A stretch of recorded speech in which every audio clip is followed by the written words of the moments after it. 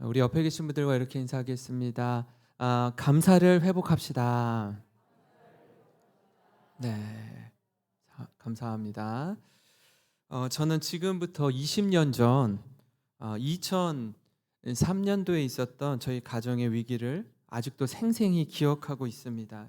이 가족 모두가 이 경제적인 어려움에 크게 직면한 터라 더 이상 가족이 한 집에서 살 수가 없었습니다. 그래서 불가피하게 부모님이 이제는 너희들도 다 장성했으니 알아서 살 길 찾아가라고 이렇게 말씀해 주셨어요. 그때 제가 신학대학원 2학년일 때인데요. 어, 갈 데가 없는 거예요. 이제 집은 없어졌고 어디를 가서 살아야 되는지 전전긍긍하다가 그때가 한여름이었고 또 신학대학원 방학 기간 중이어서 원래 용인 양지에 있는데 서울 사당동 총신대 동아리방을 전전긍긍했습니다. 근데 처음에 동아리방에서 잠을 자는데 모기가 너무 많아가지고 막 여기저기 물어뜯으니까 잠자는 게 쉽지 않았습니다. 그리고 이제 세탁을 해야 되는데 기숙사에 가서 세탁기를 빌려서 이제 세탁을 하고 그렇게 지냈습니다. 그러던 중에 저의 상황을 아시는 저희 교회 어떤 집사님께서 전도사님, 조금 오래된 집이긴 하지만 제가 수십 년 전에 살던 집인데 지금은 좀 비어 있어요. 여기라도 괜찮으시면 여기서 사세요라고 말씀해 주시더라고요. 그래서 교회 가까운데 집을 한 칸 이렇게 마련해 주셨습니다. 갔는데 유리창이 없는 집이더라고요. 유리창이 없는 집 보셨어요? 유리창이 없으니까요. 집의 문을 열면 깜깜한 거예요. 완전히 그 동굴같이 깜깜하더라고요. 그래서 불을 켜고 그곳에서 그래서 집이라는 게 있다라는 것 자체가 너무 감사했어요. 지내는데 어느 날 대학 후배 하나가 저한테 이렇게 오더니 형, 나도 형 집에서 같이 살아도 돼? 이러고 우는 거예요. 그 집이 뭐 좋다고. 그래서 왜 그러는데? 그랬더니 형, 나 사실 집을 나왔어. 그러더라고요. 너 집이 잘 살잖아. 집이 50평이 넘는 집인데 왜 그 좋은 집을 놔두고 여기로 나한테 붙는 거야? 그랬더니 그럴 사정이 있어.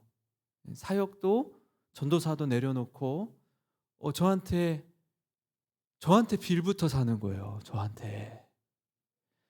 그리고 사역도 내려놨으니까 집도 나왔겠다. 사역도 내려놓으니까 제가 그 후배를 먹여야 되는 거예요. 먹여주고 재워주고 해야 되는 상황이 벌어지니까 한 줄기 빛도 없이 너무나 캄캄하더라고요. 나 혼자 건사하기도 힘든데 이 후배는 또 왜 나를 더 힘들게 할까?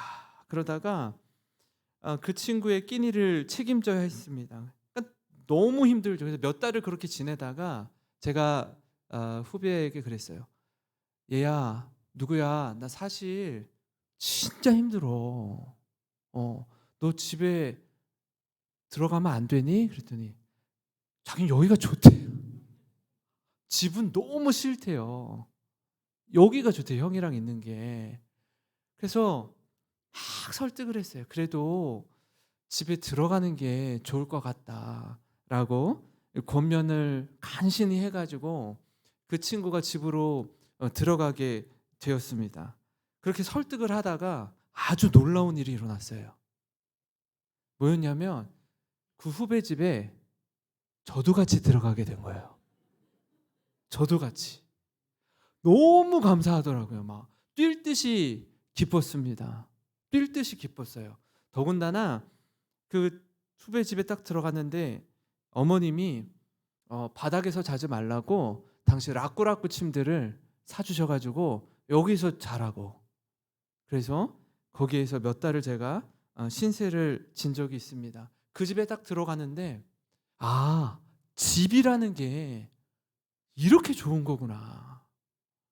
이 가족이 함께 일과를 마치고 들어와서 이야기도 나누고 함께 지내는 이 집이라는 공간이 이렇게 좋은 건 줄 그제서야 아주 뼈저리게 깨달았습니다.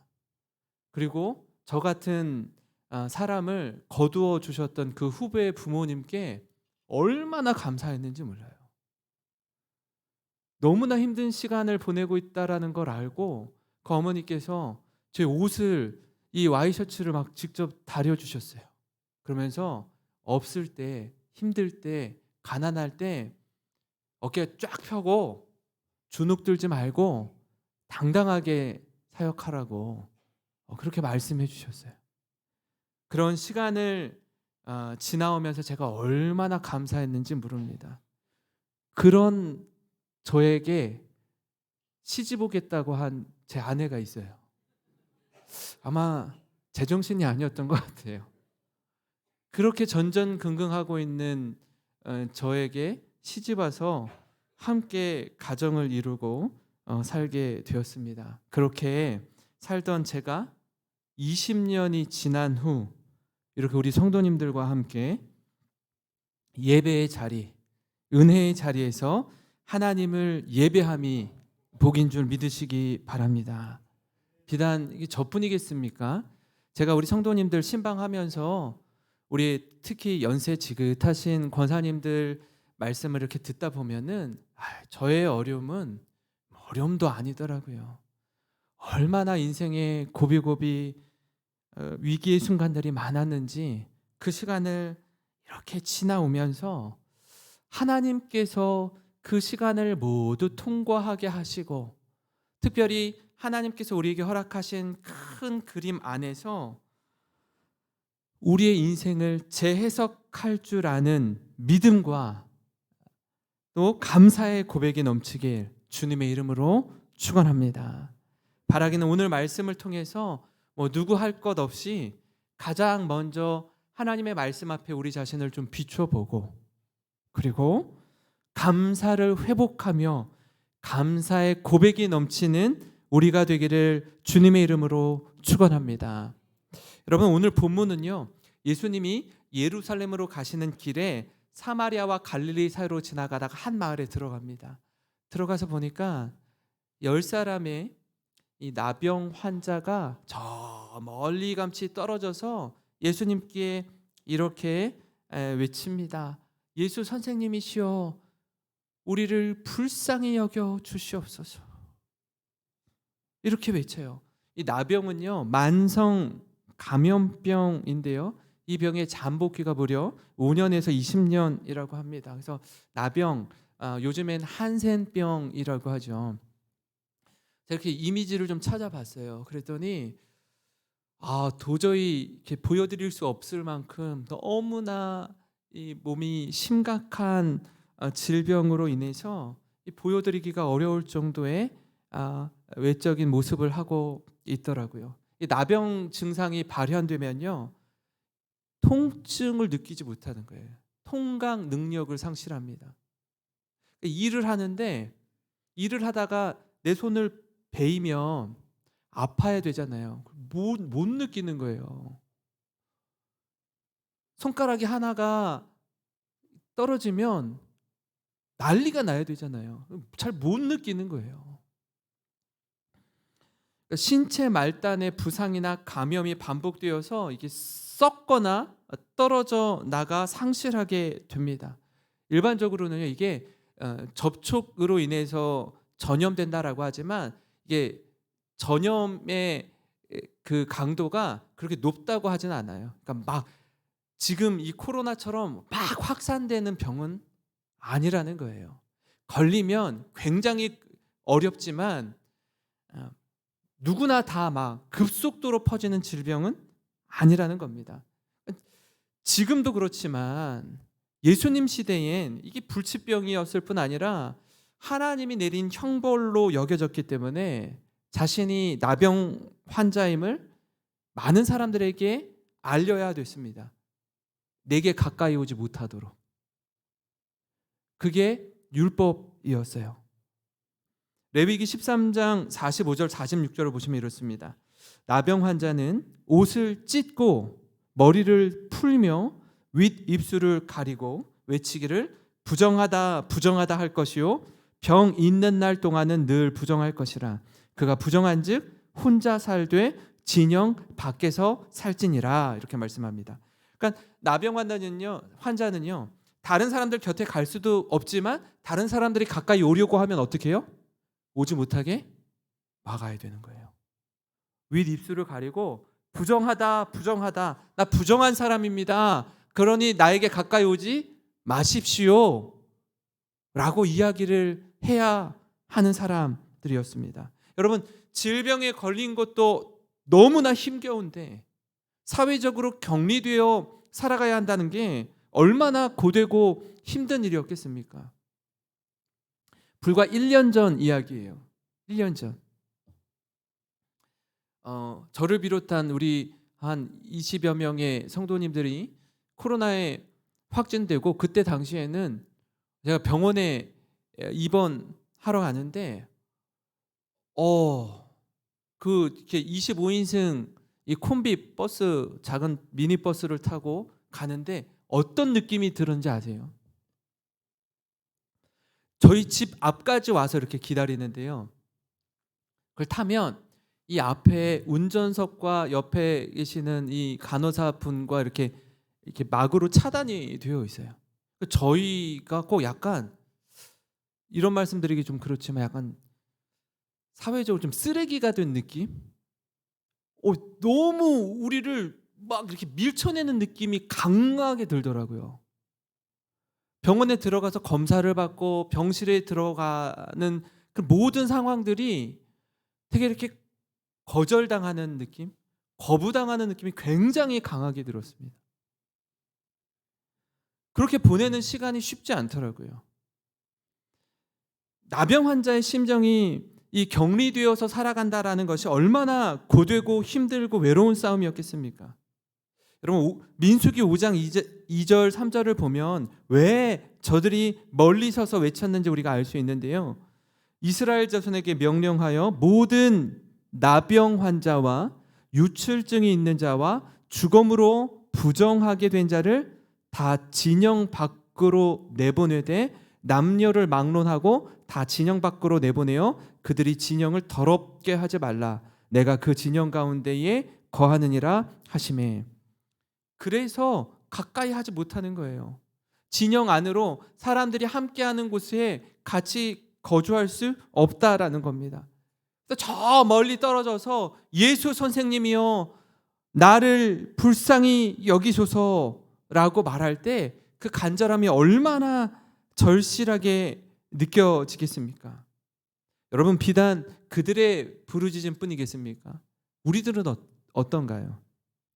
우리 역시 주님의 은혜가 아니면, 주님의 긍휼이 아니면 살 수 없는 자들입니다. 누가 하나님 앞에서 좀 높아졌다고 자랑할 수 있겠습니까? 얼마나 많이 가졌다고, 얼마나 건강하다고, 얼마나 똑똑하다고 자랑할 것이 있겠습니까? 하루가 다르고요, 한 해가 다르고, 그렇게 떵떵거리고 자신감 넘치고 기력 있었던 모습에서 여러분 이제는요, 하나 둘 우리 성도들이 우리 곁을 떠나고 힘도 잃고 무기력해지고 마음의 공허함도 있고, 여러분 더 이상 자랑할 것 없는 우리네 인생 아닙니까? 오늘 우리가 읽은 이 나병 환자들의 고통은 이루 말할 수 없이 컸습니다. 우리를 불쌍히 여겨 주시옵소서라고 말할 때 예수님이 뭐라고 말씀하시냐면, 가서 제사장들에게 너희의 몸을 보이라고 말씀합니다. 여러분, 이 말씀 자체가 사실은 너희 이제 나병으로부터 회복되었다, 치유함을 받았다라는 선언하시고는 메시지와 같습니다. 왜 그러냐 하면, 당시 나병에 대한 확진 판정이나 나병으로부터 깨끗하게 회복되었다라는 그 진단을 제사장이 했어요. 제사장이.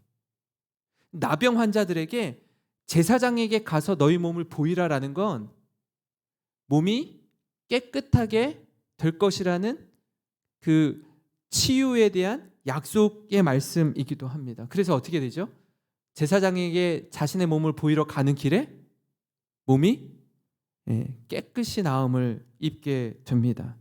여러분, 이 과정을 통해서 우리가 좀 잊어버린 감사에 대해서 함께 살펴보려고 하는데, 왜 그러냐 하면 여러분 아시는 것처럼 10명의 나병 환자가 다 나음을 입지만 몇 명만 오죠? 한 명만 예수님께 돌아와서 감사를 표현합니다. 나머지 9명은요? 오지 않아요. 이 잊어버린 감사를 우리가 회복하려면 첫 번째로 긍휼히 여김받은 것을 기억해야 합니다. 잊어버린 감사를 회복하려면 긍휼히 여김받은 것을 기억해야 합니다.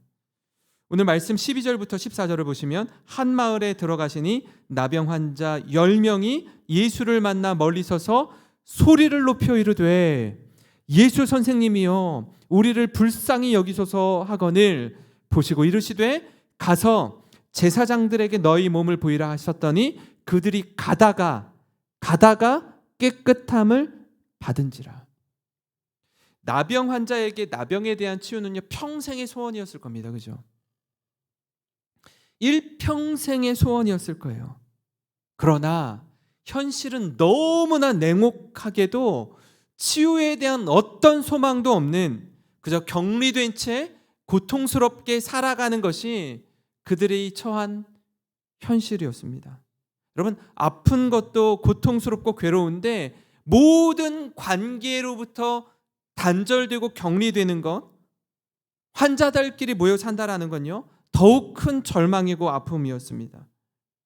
그런 예수님을 향해 예수님 가까이도 못 가는 거 아닙니까?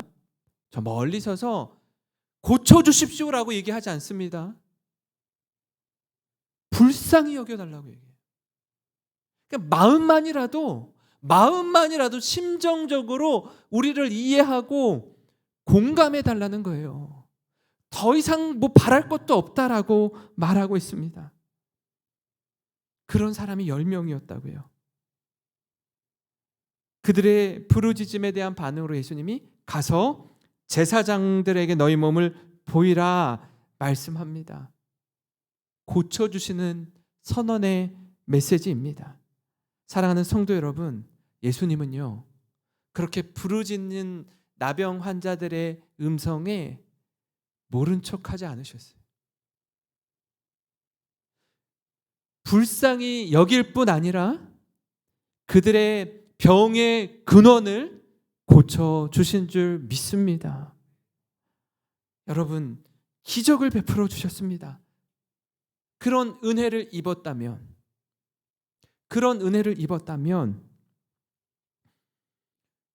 앞으로 어떻게 살아야 되겠습니까? 이전에, 과거에, 아니 바로 조금 전까지 내 삶이 어떠했는지 기억해야죠.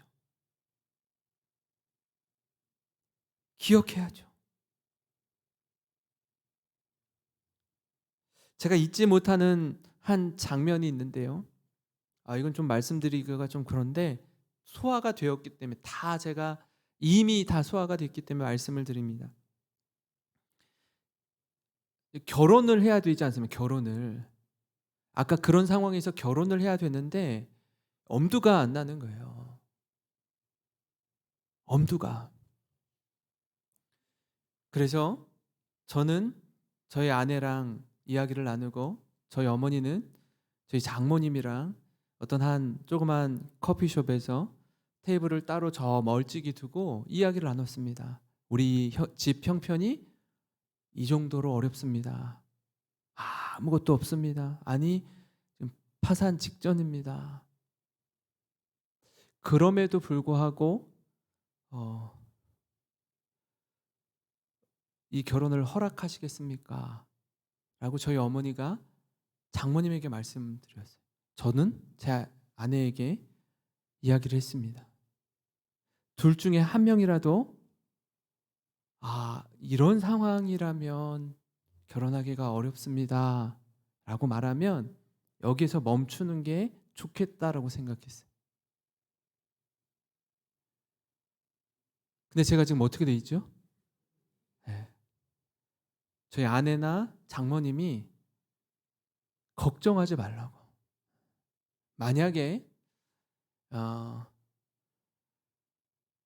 정말 우리 딸을 좋은 집안에 시집 보내려고 했으면 처음부터 만나게도 안 했을 거고, 처음부터 아주 부유한 장로님 가정에 아들과 교제하도록 했을 거라고.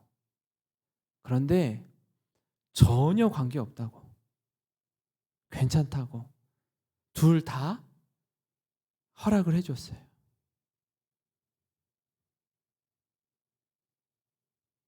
그래서 신혼 초에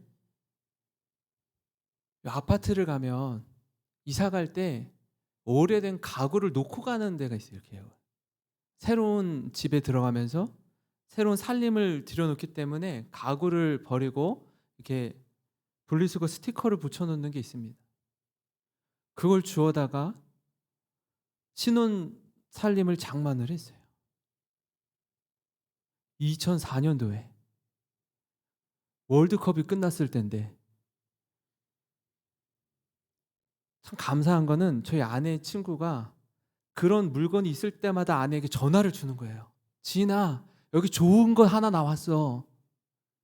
실어 가라고. 그럼 교회 봉고차를 가지고 그렇게 실어서 하나하나 채워넣기 시작을 했습니다. 제가 이걸 어떻게 잊겠습니까? 이걸 어떻게 잊어요? 그죠? 아내에게 잘해야 되겠죠? 예. 오늘의 우리가 있기까지 받은 은혜가 있습니다. 받은 은혜가. 근데 우리는요, 받은 은혜는 너무나 쉽게 잊어버리고, 내가 다른 사람에게 베풀어준 호의는 또렷이 기억합니다. 반대가 되어야 되는데, 우리가 받은 은혜는 평생에 정말 돌에 새길 정도로 가슴 깊이 새겨야 되고, 우리가 베푼 호의는 물에 새기듯이 흘려보내야 되는데, 반대인 거예요. 반대가 되니까 어떤 일이 일어나죠? 섭섭함이 있는 거예요. 섭섭함이. 하나님 앞에서 마치 감사를 잊어버린 9명의 사람들처럼 말입니다. 10명 중에 한 사람, 그 한 사람만 예수님께 돌아와서 감사를 표현하는 걸 볼 때 우리 자신도 그렇게 쉽게 잊어버리고 자기의 갈 길을 향해 간 9명에 속하진 않은지 우리 자신을 곰곰이 돌아봐야 합니다. 생각하며 돌아봐야 합니다. 베드로전서 2장 10절 말씀인데요. 우리 같이 한번 읽어볼까요? 시작. 너희가 전에는 백성이 아니더니 이제는 하나님의 백성이요, 전에는 긍휼을 얻지 못하였더니 이제는 긍휼을 얻은 자니라. 아멘. 전에는 어땠다고요? 전에는 백성이 아니었어요. 이제는 하나님의 백성이 되었습니다. 전에는 긍휼을 받지 못했는데 이제는 긍휼을 얻은 자가 되었다라고 말씀합니다. 그러니까 긍휼을 얻은 자의 삶의 태도, 삶의 모습이 어떠해야 하는지 깨닫게 해주는 말씀입니다. 마태복음 5장 7절도 우리 같이 한번 읽겠습니다. 시작. 긍휼히 여기는 자는 복이 있나니 긍휼히 여김을 받을 것임이요. 아멘. 우리가 긍휼히 여김 받는 것으로 그치지 마시고 긍휼히 여기는 자리까지 나아가시기를 바랍니다. 거저 주시는 은혜, 긍휼을 통해 감사의 자리로 나아가는 저와 여러분이 되기를 간절히 소망합니다. 야고보서 2장 13절을 보시면요, 긍휼을 행하지 아니하는 자에게는 긍휼 없는 심판이 있으리라. 긍휼은 심판을 이기고 자랑하느니라. 아멘. 이 긍휼의 능력과 은혜를 경험하고 누리는 모든 성도 되시기를 주님의 이름으로 축원합니다. 여러분, 그런가 하면 잊어버린 감사를 회복하는 다른 한 가지는 거저받은 은혜에 대해서 바로 즉각적으로 반응하는 겁니다.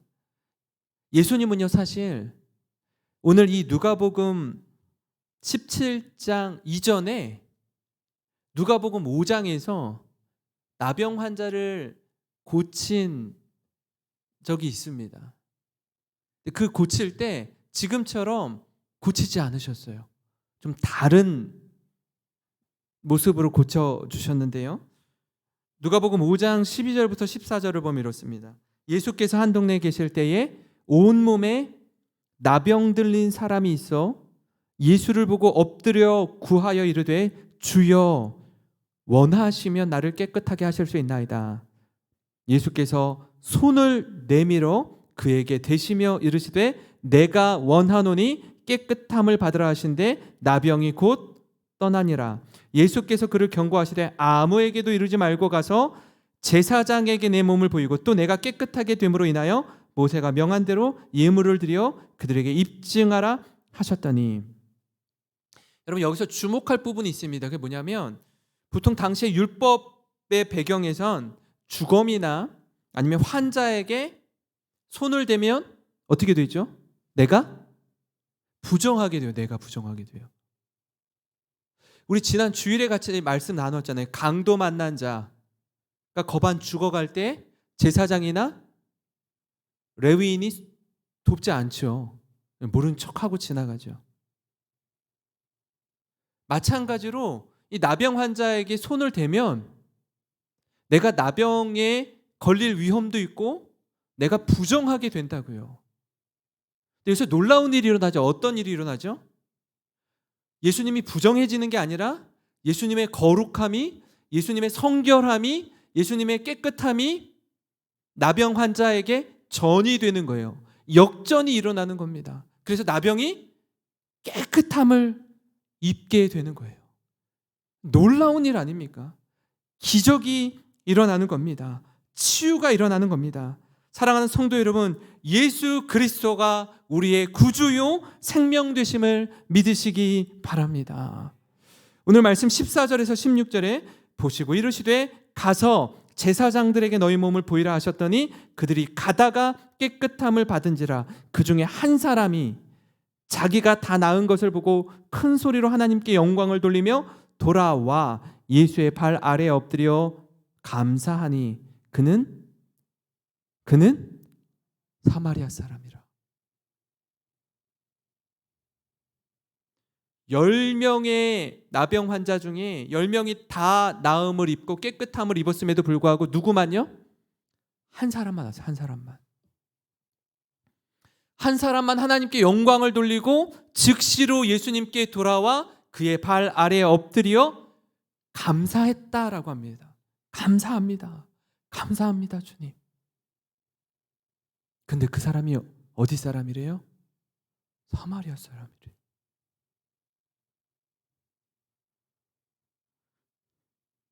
누가복음 10장을 우리가 지난 주일에 살펴봤는데